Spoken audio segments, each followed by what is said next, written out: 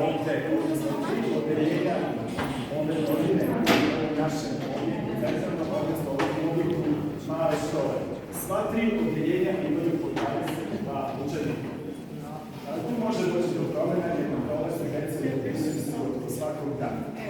Ja ću prozvati, nakon određenih predsjednice opštine, ja ću prozvati učiteljice, učiteljice će pročitati svoje učenike.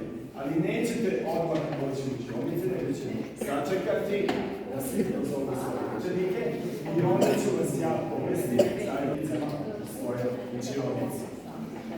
Već tamo nas čekaju neke jako lepe stvari na stolovima, ja sam nešto da otkrijem. To je da dobrodošli, da vas time pozdravimo i poželimo uspeh i sreću.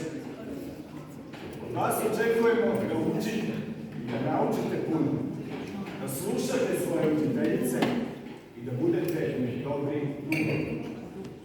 Sa naše strane mi ćemo učiniti sve, da se naučimo i da vam pružimo da se osjećate, sve što je u našoj moći, da se osjećate lepo i sigurno.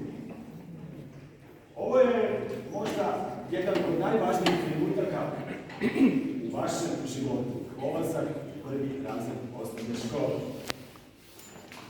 Kako je naš čuveni pesnik rekao, od kolevke pa do groba najlepše je đačko doba. Pa neka počne danas uz ovaj naš skup, naše govore,